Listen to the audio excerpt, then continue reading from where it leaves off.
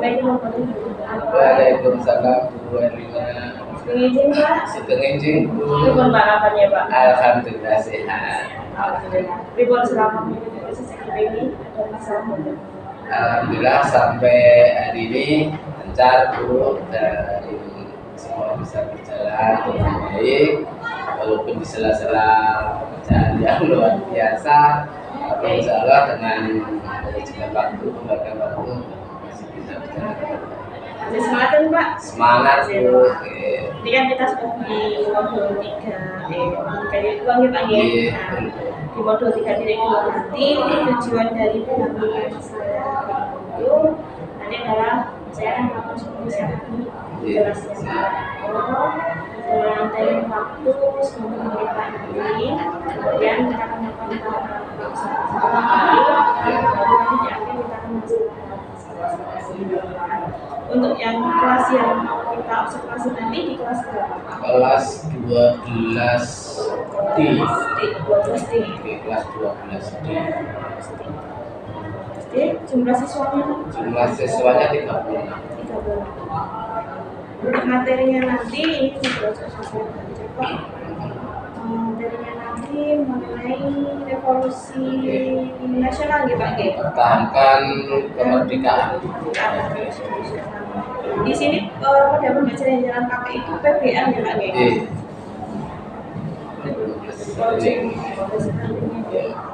Kalau untuk tujuan pembelajarannya yang nanti akan jenengan capai dalam observasi atau dalam menerapkan siswa itu nanti apa Pak? Tujuan pembelajaran fokuskan? Ya, fokusnya ini pada pembelajaran hari ini, yaitu anak-anak ini bisa menganalisis tentang perjuangan mempertahankan kemerdekaan melalui diplomasi.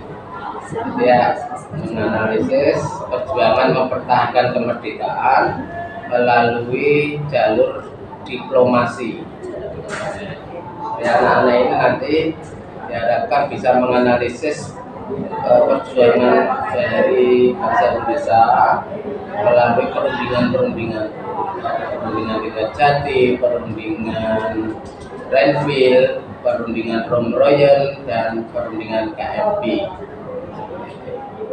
Nah, jadi di modul ajaran ini kan saya baca sudah memuat beberapa hal yang perlu kita lakukan. Salah satunya adalah pembelajaran diferensiasi, kemudian KSE dan budaya positif. Mungkin bisa jenengan jabarkan dulu Pak untuk yang teknik yang akan jenengan pakai nanti untuk yang pembelajaran diferensiasi itu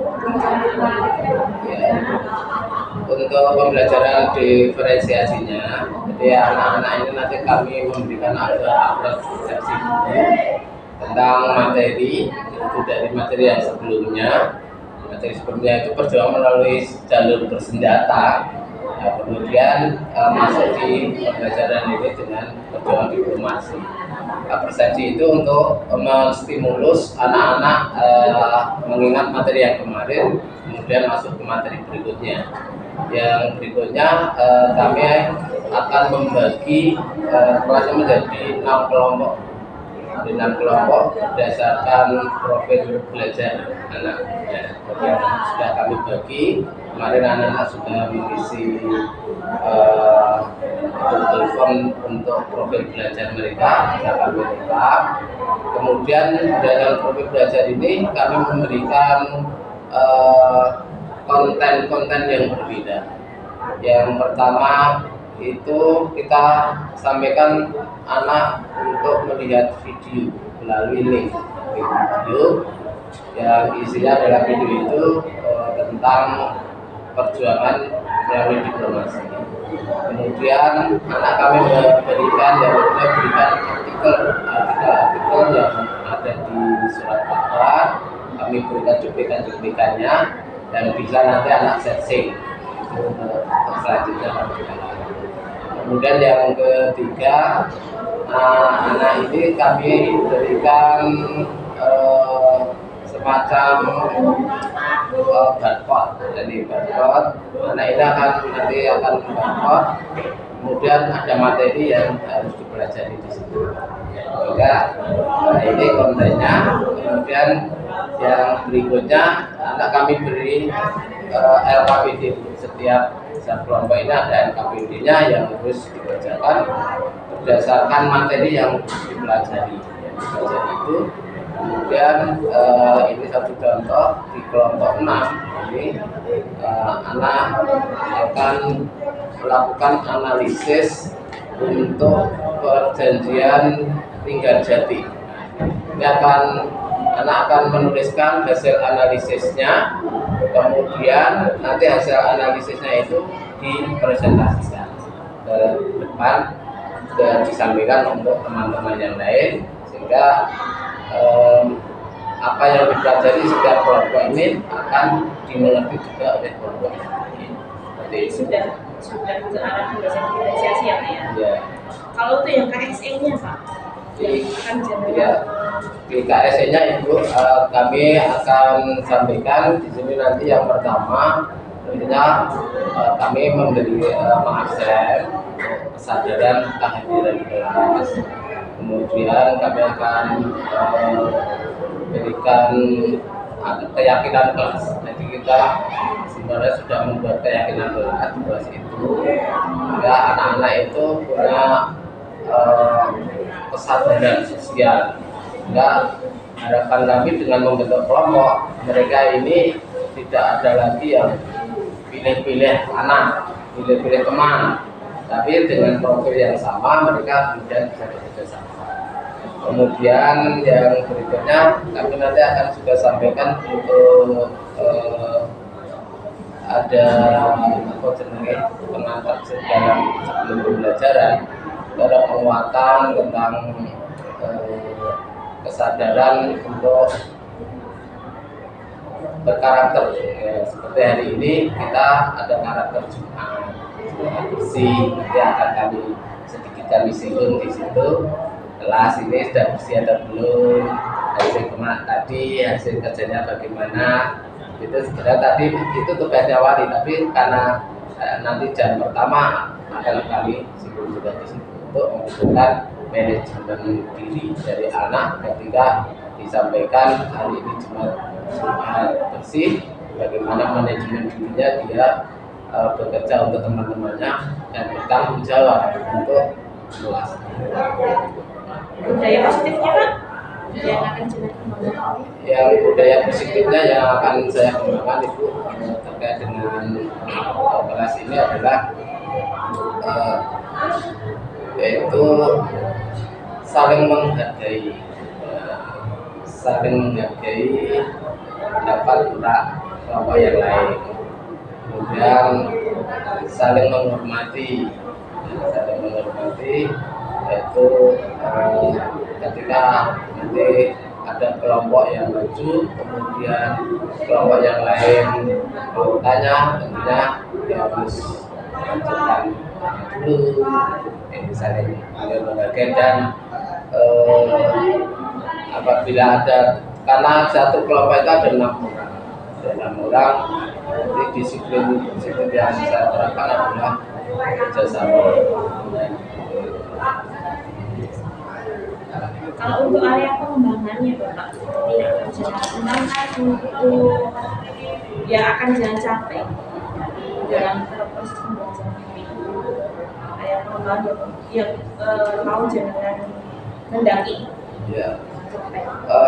Pengembangan yang saya ingin capai itu adalah satu, yang saya ingin anak lebih luas. Jadi kita ke dalam sejarah itu, karena saya itu KBM sejarah, itu seakan-akan anak itu kan pemandangannya kalau sejarah itu hanya menghafal. Tetapi ketika anak kami ajak untuk menganalisis dengan sesuatu peristiwa, maka anak bisa mengerti mengapa peristiwa itu terjadi, manfaatnya apa, dampaknya seperti apa. Sehingga lebih luas lagi anak ini mengetahui bisa ketika terjadi sesuatu, maka dia memandang lebih luas lagi, tidak hanya sekedar menghafal saja. Yang kedua, kami juga ingin meluaskan toleransi anak. Ya. Jadi anak ini udah kelas 12, hingga kami harapannya ke depan ketika anak ini di perguruan tinggi, mereka bisa mengembangkan toleransi dan kolaborasi. Ya, ketika mereka jadi mahasiswa ini sudah terbiasa untuk bekerjasama, berkolaborasi dengan teman-teman, bahkan mungkin teman yang baru dikenal.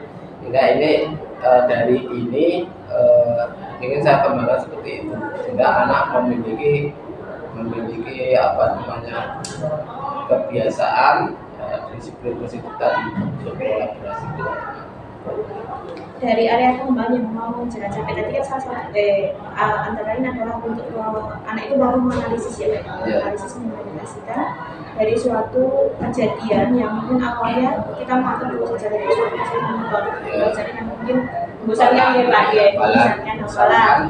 Nah kayak gitu lah, jangan mau merubah hal tersebut menjadi suatu pelajaran sejarah itu menjadi kejadian menarik dengan membuat suatu strategi tentunya ini Pak Ginta. Kira-kira strategi apa yang mau Jenat kembangkan untuk membuat sejarah itu menjadi suatu dasar yang menyenangkan, menarik, sehingga itu tidak jenuh, tidak bosan. Ya, tantangan bersejarah. Tantangan bersejarah itu kalau sejarah itu memang identik dengan pelajaran yang membosankan, pelajaran yang cerita. Sehingga sebagai seorang guru sejarah memang harus mengembangkan model-model pembelajaran yang inovatif, interaktif, dan pembelajaran yang bisa memunculkan keaktifan siswa dalam mengikuti. Jadi beberapa model mungkin bisa diterapkan. Seperti apa Pak? Model yang sudah atau yang akan sudah? Yang saat ini mau saya lakukan atau besok? Yang saat ini. Yang saat ini saya kembangkan adalah dengan kita hubungan dengan anak-anak sekarang itu kan sedang senang-senangnya pakai HP dengan teknologi seperti itu, sehingga saya berusaha menghindari model ceramah. Karena kalau anak itu waktu sekarang itu mendengarkan ceramah paling banyak misalnya ya. Hingga tadi saya sampaikan di konten saya beda-bedakan. Oh dengan ini barcode, oh ini anak akhirnya belum tahu kalau dia nggak bisa barcode. Sehingga itu sebuah daya tarik tersendiri. Kemudian dengan adanya video, kemudian mereka bisa sharing. Nah, ini ketika model-model ini kita dengan MPI itu dengan interaktif dan kita hubungi dengan teknologi, ya harapannya anak lebih tertarik mengikuti pembelajaran daripada hanya mendengarkan ceramahnya. Dan kedepannya memang saya sering menggunakan model-model mengaktifkan anak dengan cara bermain.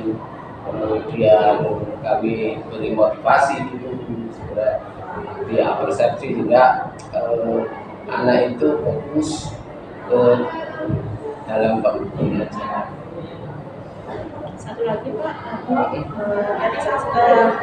tadi yang kedua untuk area pengembangan adalah jangan melakukan toleransi kesalahan dalam berkolaborasi sehingga nanti itu akan sangat berguna di tingkat perguruan tinggi. Nah, strategi bagaimana Anda mengukur strategi itu di dalam menggabungkan antara toleransi tersebut dengan proses pembelajaran? Strateginya yang akan lalu itu bagaimana? Ya, strateginya jadi gini. Kompetensi saat ini ya paling tinggi ya, paling tinggi menurut saya itu adalah kolaborasi.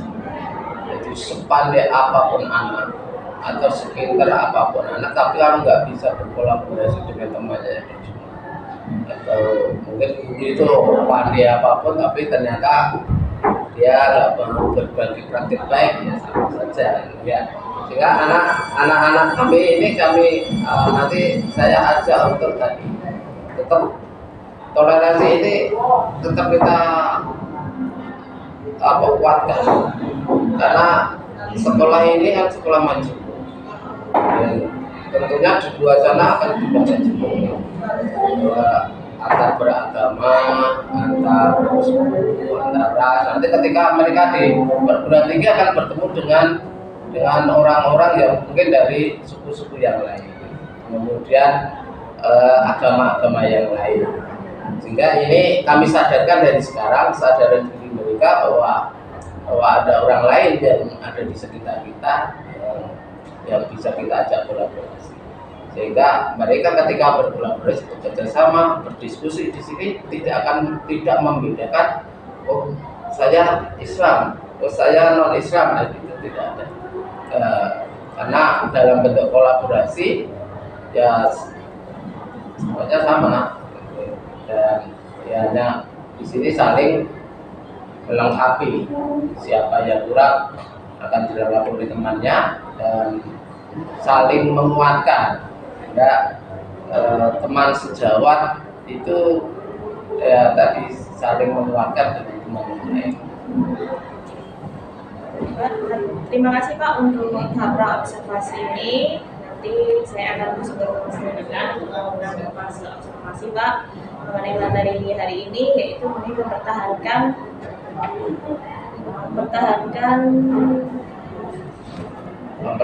kemerdekaan. Nanti akan saya masuk ke kelas jenengan. Saya melihat fase-fase yang sudah itu Pak Ratno untuk tahap observasi. Terima kasih. Waalaikumsalam. Ini Pak. Selamat pagi anak-anak semuanya. Masih semangat? Luar biasa. Jadi sudah melaksanakan kebersihan kelas ya. Kalian sekarang sudah wangi kelasnya, sudah bersih. Nah, ini kan seperti ini tuh setiap hari pasti akan sangat luar biasa untuk kelas 12D ini. Coba kegiatan seperti ini dibiasakan, kemudian kelas ini menjadi rumah tinggal kamu. Jadi ketika di kelas ini kamu merasa nyaman, lingkungan kamu bersih, sehat, insya Allah akan nyaman di sekolah ini. Betul nggak? Ya. Baik anak-anak semuanya, hari ini ada yang tidak hadir? Ada apa yang tidak hadir ya? Kalau Ratna. Ratna kenapa ini? Sakit. Kakak Surya. Tika sakit. Baik, semoga teman-teman kita yang sakit, Atna dan Tika, sama. Iya, Andara juga sakit. Kakak Surya. Kakak Surya. Rafa Surya. Ya. Rafa Surya sakit juga. Ada lagi? Ya, ada ya. Ya. Kita jalan bersama teman-teman kita, Atna, Yara, Tika, sudah diberi kesembuhan, kesehatan, kita bisa bersama lagi untuk belajar bersama. Dan tidak lupa kita doakan juga Rafa yang segera mendapat kesadaran diri untuk bergabung di kelas ini, belajar bersama. Tidak lagi alfa, tapi masuk dengan kita. Anak-anak semuanya, sebelum hari dengan diplomasi. Tujuan pembelajaran hari ini yaitu peserta didik dapat menganalisis secara kritis dinamika kehidupan bangsa Indonesia pada masa hari. Oke. Yang pertama, berikut ada 4 pertanyaan. Ya, 1 pertanyaan lurus, jawab semuanya tanpa banyak berpikir. Oke, sama-sama kita kalkulasi. Banyak, coba boleh berpikir satu detik. Yang pertama, Anda ikut berlomba mobil, Anda menyalip orang di posisi nomor 2. Sekarang posisi Anda nomor berapa? 2. Nomor 2. Nah, betul.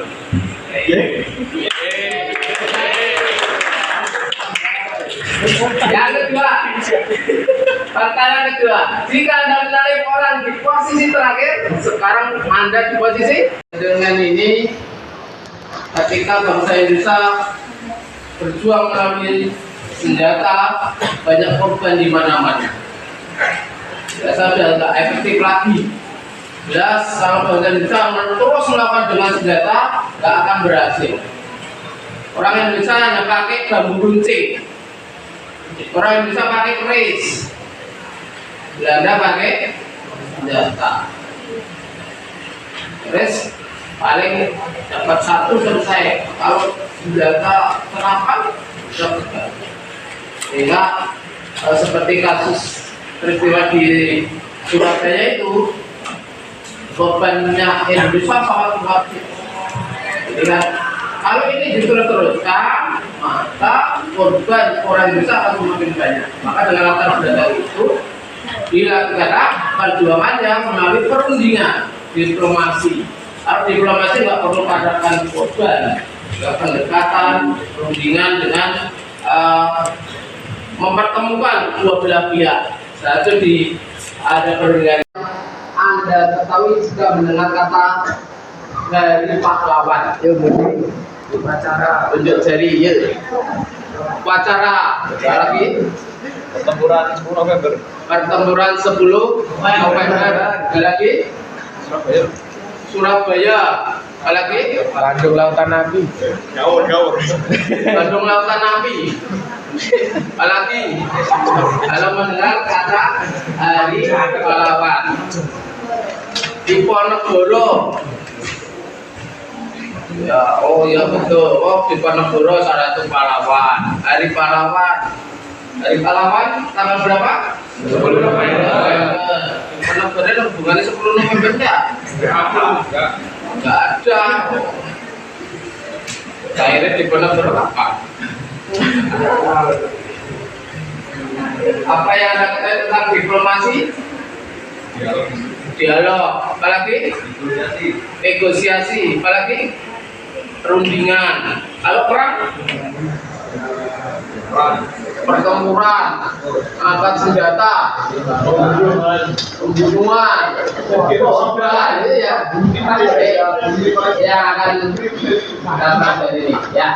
Lanjut.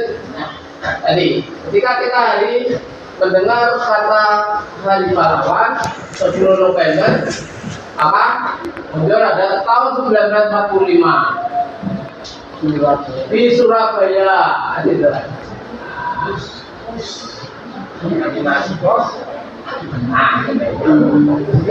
Pasukan untuk datang ke Semarang di awal ini. Semarang datang tanggal 20 Oktober. Kemudian ke Surabaya 25 Oktober. Ada yang tidak ada yang lebih ini ya. Lagi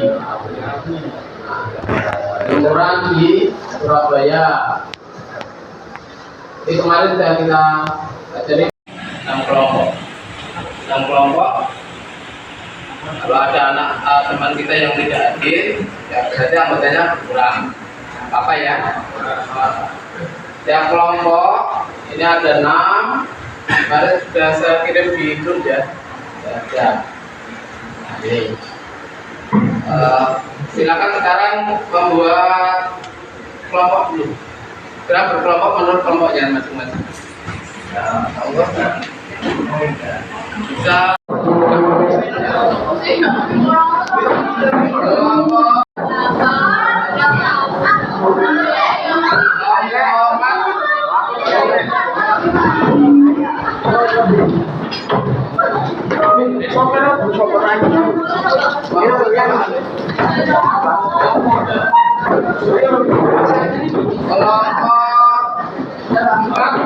konten materi yang kamu harus pelajari. Di setiap kelompok berbeda-beda, silakan dipelajari bersama. Boleh buka HP, searching informasi. Jika informasi di situ kurang memadai. Yang kedua, setelah itu analisis, ya, analisis peristiwa, analisis peristiwa yang terjadi, si materi yang sudah disampaikan. Petunjuk analisisnya sudah ada. Jadi dengan menggunakan prinsip 5W 1H, what, when, apa lagi? Why, who, dan how. 5W 1H. Kemudian hasil analisis kamu tuliskan di belakang di lembar yang ketiga. Oke. Nah, setelah selesai nanti kurang lebih waktunya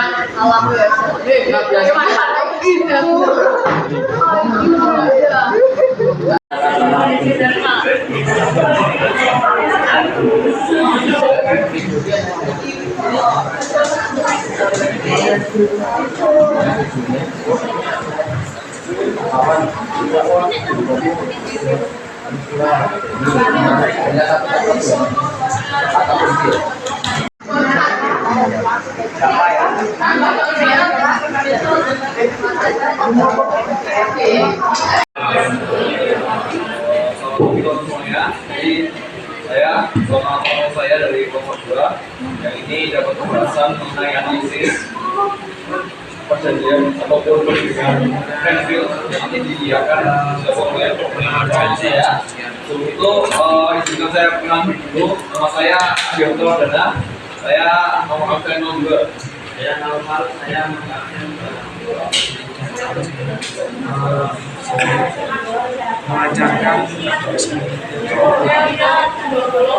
Jadi perundingan Renville ini adalah salah satu peristiwa bangsa Indonesia juga pasca kemerdekaan Indonesia yang sangat penting. Jadi monggo disimak baik-baik materinya.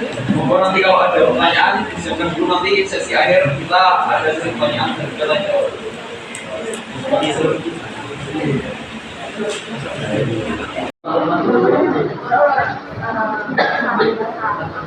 Siapa yang mewakili Indonesia dan Belanda dalam perjanjian Renville? Tinggal sedikit untuk kelompok yang lain, nanti presentasinya kita lanjutkan di pertemuan berikutnya. Kita lihat sini dulu. Baik, kesimpulan dulu tadi Renville ya. Kita simpulkan yang perjanjian Renville. Di perjanjian Renville seperti yang disampaikan oleh kelompok bola, betul sekali. Ini dilaksanakan di Jakarta setelah agresi militer Belanda sampai. Jadi hasilnya sebenarnya merugikan Indonesia, tetapi untuk mencapai pengakuan kemerdekaan itu harus dilakukan oleh Indonesia. Dan mengapa di Renville? Jadi Renville itu sebuah nama kapal, ya, sebuah nama kapal karena Belanda itu nggak mau di dua wilayah, Indonesia maupun Belanda. Akhirnya Amerika itu menyediakan sebuah kapal yang satu berlabuh di Teluk Jakarta dengan di tengah laut di atas kapal. Itu perundingan Renville. Yang berikutnya, dari kita refleksikan pelajaran hari ini. Yang pertama, bagaimana perasaan kalian selama mengikuti kegiatan hari ini? Senang? Menarik tak? Baik. Oke. Yang kedua, apa yang kamu peroleh selama pembelajaran? Selama diskusi tadi, apa yang kamu dapatkan? Dapat kolaborasi dengan temannya? Dapat kerjasama nggak? Bisa kerjasama ya? Ada yang nggak bisa kerjasama? Nggak ada, semuanya bisa ya? Ada yang pengen kerja sendiri? Nggak ada. Baik, Hal baru apa yang kamu dapatkan dari pembelajaran hari ini? Apa yang kamu ketahui dari apa yang dipelajari tadi? Kelompok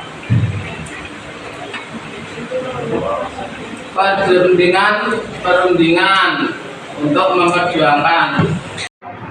Pembelajaran hari ini cukup. Nanti kita lanjutkan di pertemuan berikutnya. Terima kasih, tetap semangat, dan assalamualaikum warahmatullahi wabarakatuh. Boleh kembali ke tempat kerja.